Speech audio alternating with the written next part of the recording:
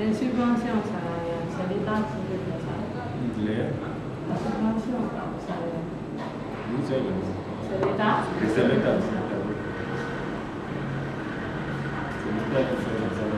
Et qu'est-ce que vous faites de cette pharmacie, la consultation?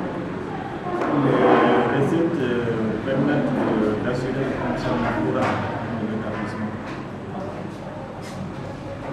Par exemple, on a à peu près 35 contractuels qui travaillent à l'hôpital, c'est l'hôpital.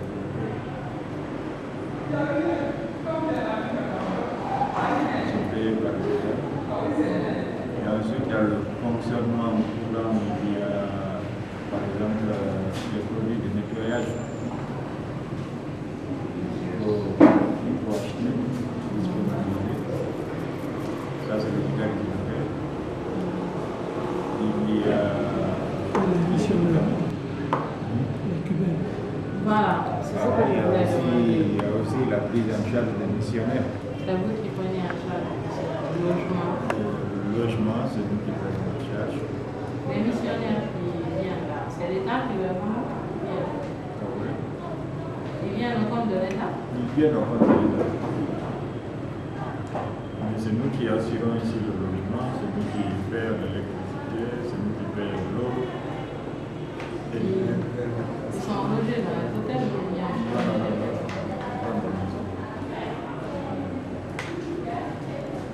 quand ils se déplacent aussi pour aller à Conakry, c'est nous qui assurons les déplacements.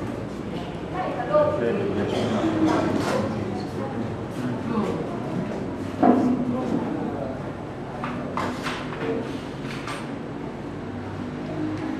Et il y a aussi ce qu'on appelle les primes de rendement, c'est-à-dire à la fin de chaque mois.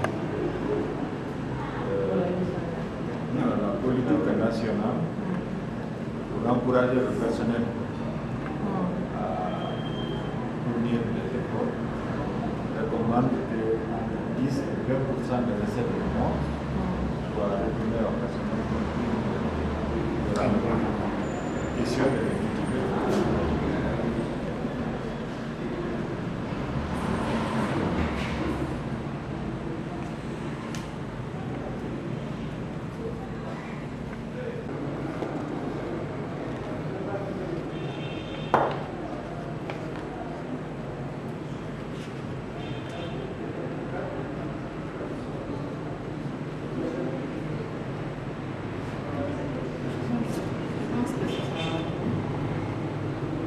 Regardez la liste.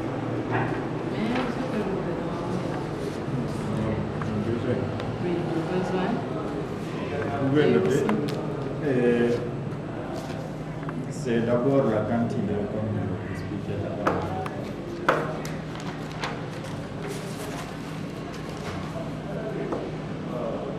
Vous aider à avoir une cantine à l'intérieur de l'établissement. Bon, pourquoi j'ai demandé à ce que vous m'établissiez une liste?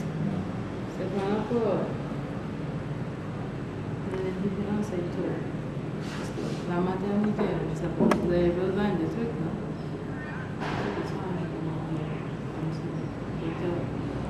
Oui.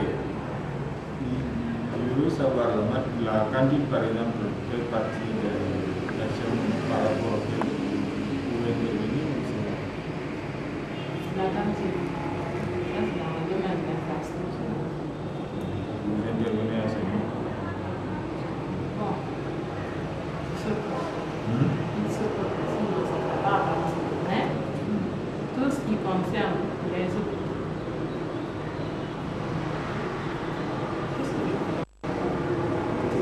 Faire parvenir une liste, c'est à travers ça que je pourrais mieux défendre. Donc, on va vous faire parvenir la liste. Je crois que vous avez donné votre email. Oui. Vous avez des lettres ici, non? Oui. Plus tard le mardi, ça va vous aider. C'est bon. Mais je voulais vraiment plaider Pour la cantine. pour la cantine. Oui, c'est normal. C'est normal que ça reste dans l'hôpital parce que C'est un élément de c'est motivation. pour empêcher les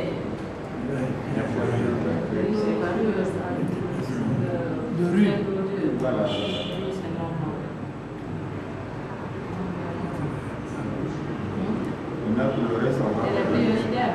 priorités.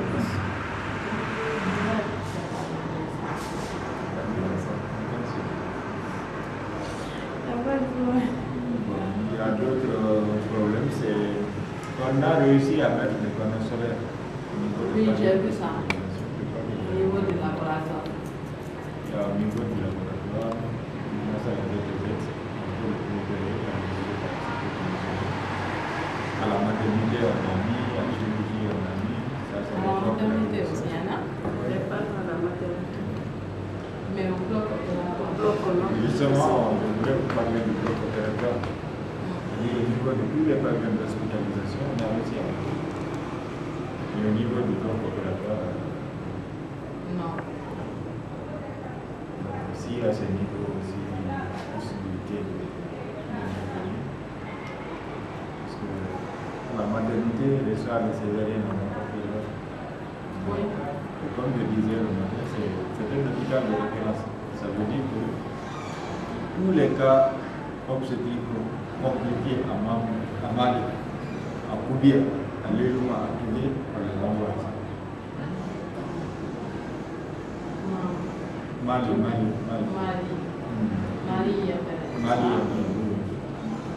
Mali. Tougué, Koubia, Lélouma, plus maintenant la ville de la paix, parce que dans la ville de la paix, il y a plein de structures sanitaires. Et la proximité est très bonne, Pitaka aussi. Ingara, des fois, pour Gotuka.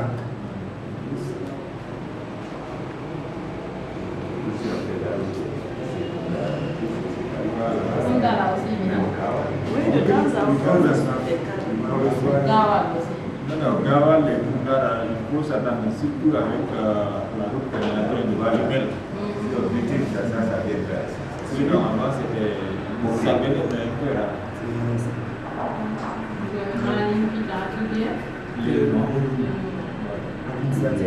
Administrativement, tous les cas compliqués dans cette préfecture doivent être déclarés à la maternité. Et c'est ce qui se fait. Koubia, il y a Mali,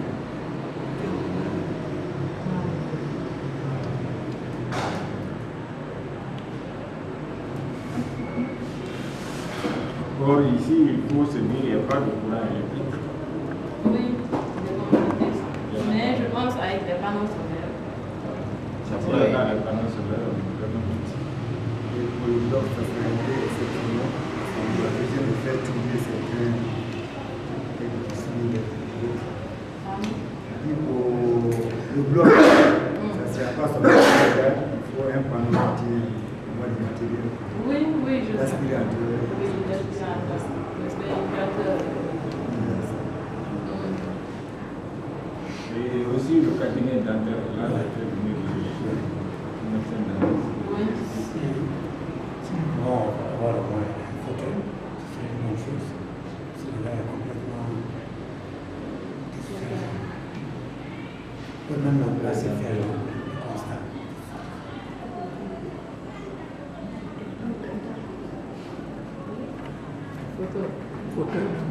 Fauteuil. Vous pouvez aller avec. Voilà, on va faire le constat. Allons. Ça commence là. Si c'est seulement ça. Non.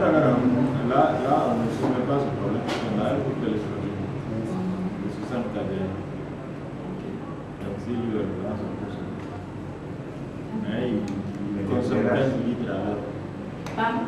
15 litres à l'heure. 15 litres à l'heure. Donc, on ne peut pas se permettre de.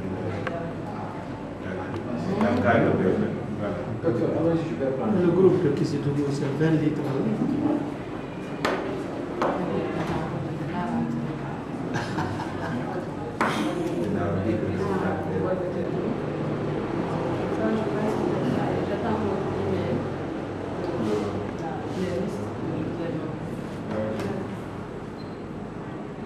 Vous allez vous mettre ensemble vers la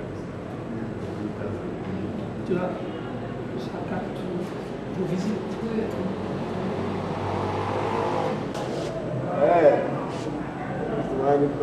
Ça fonctionne. J'ai une fonction dessus. C'est complètement foutu. Voyez-vous? J'ai une fonction. Voilà. Celui-là aussi ne fonctionne pas. Rien. Il n'y a même pas de transport à l'intérieur. Il n'y a pas de lumière. Il n'y a pas de lumière. La signalétique est gâtée. Même plus fonctionnel. Même. Non, tout est foutu, ça là, ça marche pas. Donc, fauteuil. On a remis les tapis. Mais c'est nous qui avons remis ce là-dessus, qui est usé aussi. J'ai fatigué. Voilà, donc le fauteuil Le ne fauteuil bouge plus. Le fauteuil même date de longtemps, depuis 89. Bon, les trucs d'eau, rien ne fonctionne. Rien ne fonctionne.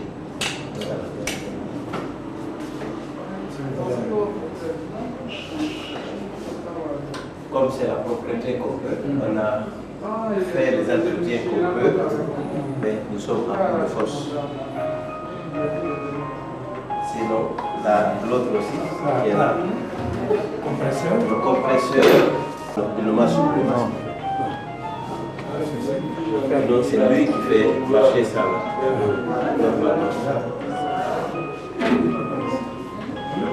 C'est les 13 exercices que vous avez. Bonjour, monsieur. Bonjour, vous nous attendez un peu.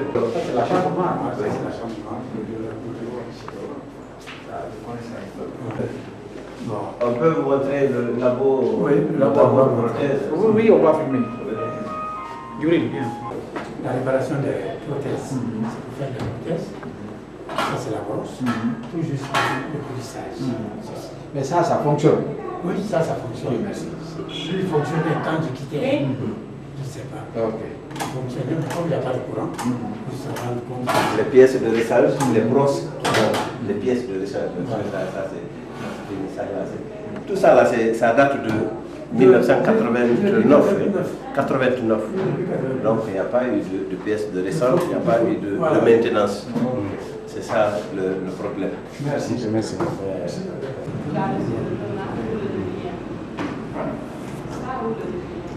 Bon, le début bien ça. Nous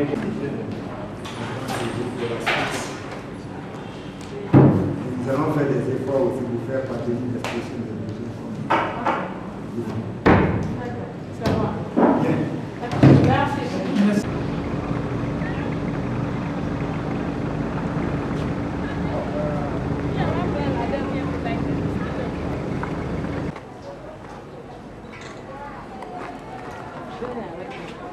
Le savoir, venez. C'est bon, faites vite, faites vite. Ça va?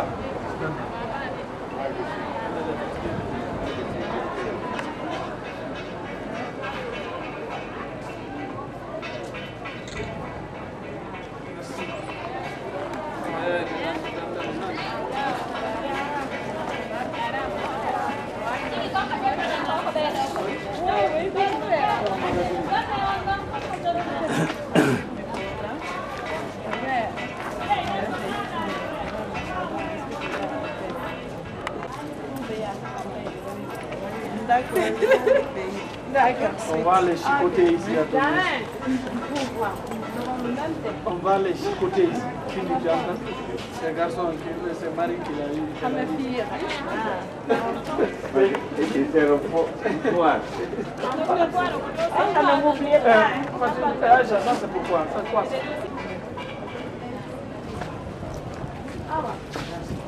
Je ne vais pas aller nous chercher.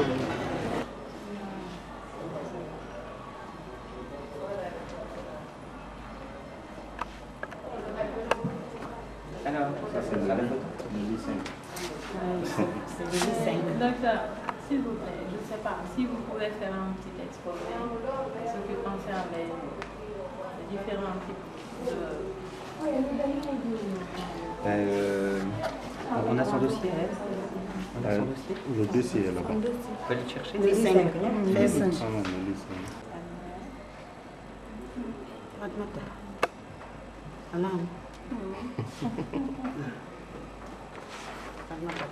Fatoumata. Voilà. Elle a 20 ans et elle vient de Koba. C'est ça? Oui. elle est ménagère. Et en fait, lors de son accouchement, elle avait très forte contraction.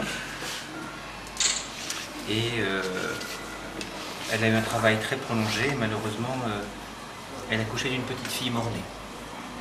Pourquoi? Parce que le travail a duré très longtemps. Elle a sans doute un bassin étroit parce qu'elle est encore jeune. Sans doute que sa vessie n'a pas été vidée non plus lors de l'accouchement. Et donc la tête de l'enfant qui appuie, la vessie qui est pleine, on fait qu'entre la vessie et la tête de l'enfant, il y avait la paroi de la vessie, la paroi du vagin, que petit à petit ça a écrasé, que le sang n'arrivait plus. Et qu'après l'accouchement, comme le tissu était nécrotique, infarci, ça fait un trou. Voilà. Et elle a fait une fistule. Voilà. Elle a été opérée une première fois, ça n'a pas marché, et donc elle est venue chez nous pour être opérée une deuxième fois. Donc, la première opération c'était il y a quelque temps. Ici,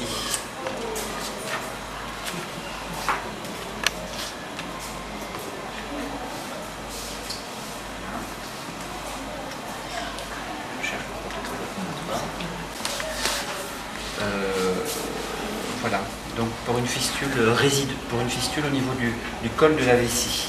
Voilà. En fait, elle avait deux petites fistules résiduelles, c'est-à-dire qu'elle a été opérée, ça avait été bien fermé, mais malheureusement les fils ont lâché et il restait deux petits trous de chaque côté du col de sa vessie. Donc on l'a opéré l'autre jour avec Ibrahim Sourié Kanté. On l'a bien libéré et fait des points solides de rapprochement pour bien refermer. Voilà. Donc elle va être avec nous pendant 3 semaines. On va retirer sa sonde, elle a une sonde dans la vessie, on va la retirer dans 2 semaines. Et elle a de bonnes chances quand même de garder ses urines. Maintenant, ce n'est pas certain non plus. Parfois, il faut opérer donc, les patients plusieurs fois. Alors, les fistules sont plus ou moins compliquées. Il y a des femmes qui arrivent avec des fistules qui sont simples à réparer, avec des bonnes chances de succès. Et puis aussi, en Guinée, beaucoup de fistules compliquées. Pourquoi? Parce qu'il y a des grands trous, parce qu'elles ont été parfois opérées par des gens qui ne connaissaient pas bien les fistules, qui ont aggravé les choses. Et on est obligé donc de les réopérer ici avec des chances de succès qui sont quand même moyennes, voilà, avec un risque d'échec qui reste quand même relativement important. Donc il faut bien le savoir. Donc s'il y a un message important à faire passer, c'est que si le travail de l'accouchement dure en longueur, il faut référer les parturientes dans des centres spécialisés. Il faut toujours mettre une sonde dans la vessie chez une dame qui est en travail de l'accouchement pour vider la vessie. Si on vide la vessie, il n'y aura pas de fistule. Donc il faut toujours vider la vessie. Si le travail n'avance pas, il faut faire une césarienne en la faisant proprement, sans faire de trou dans la vessie, sans prendre les urtères. Voilà. Et si jamais il y a une fistule, il ne faut pas s'y lancer comme ça, il ne faut pas que les chirurgiens fassent des opérations de fistule s'ils n'en ont pas l'habitude. Il faut l'envoyer dans un centre référencé, où là, on fera donc une opération donc de bonne qualité. Et si on l'opère une première fois avec une bonne première opération, les chances de succès sont importantes. Voilà. Mais ici, le problème, c'est qu'on se retrouve à opérer beaucoup de patients déjà opérés avec des fistules graves, et donc des résultats qui sont moins. Voilà. Merci, j'espère que ça va marcher. Merci. Je pense que c'est pas la première fois. Non, c'est la 6e fois que je fais. C'est la 6e fois. Et le taux des femmes fistuleuses, vous pensez qu'elles ont beaucoup diminué ou bien il y a une croissance vraiment encore je ne dis pas qu'il y a une croissance, je ne pense pas qu'il diminue. Et nous, notre rôle, c'est pas de faire diminuer les fistules. Nous, on est là pour essayer de les réparer. Le travail, il doit se faire en amont. Et le travail en amont, c'est quoi? C'est une bonne information des parturiantes. C'est éviter les mariages trop précoces, les grossesses trop précoces. C'est référencer les jeunes parturiantes dans des centres spécialisés pour qu'elles aient une césarienne si le travail n'avance pas. C'est donc avoir un moyen de transport disponible, de l'essence pour arriver dans les centres de référence. C'est que dans les centres de référence, on pense à vider la vessie avec une sonde. Si on oublie de vider la vessie, évidemment, il y aura une fistule. Et faire une césarienne de bonne qualité. Voilà, sans faire de trous dans la vessie ni dans les urtères. Si on fait tout ça en amont, il n'y aura plus de fistule. Mais ça veut dire que il faut une bonne information des parturiantes, il faut une bonne prise en charge prénatale, il faut des moyens de transport, il faut de l'essence, et il faut des médecins et des sages-femmes qui soient bien formés dans les centres. Si on ne fait pas tout ça avant, il y aura toujours des fistules. En Europe, il y avait des fistules obstétricales jusqu'après la Seconde Guerre mondiale. Depuis les années 50, 1950, il n'y en a plus. Au Maghreb, Algérie, Tunisie, Maroc, il n'y a plus de fistules depuis les années 70. Aujourd'hui, on est en 2010, il y a toujours autant de fistules en Afrique. Ça veut dire qu'il n'y a pas encore de réelle politique de prévention de la fistule qui soit mise en place, ou en tout cas les tentatives qui sont mises en place sont des échecs pour l'instant. Les accouchements. Moi, mon souhait, c'est... Jean-Paul, ici, là où vous intervenez, il participe aussi aux interventions. Bien sûr, oui, oui, oui.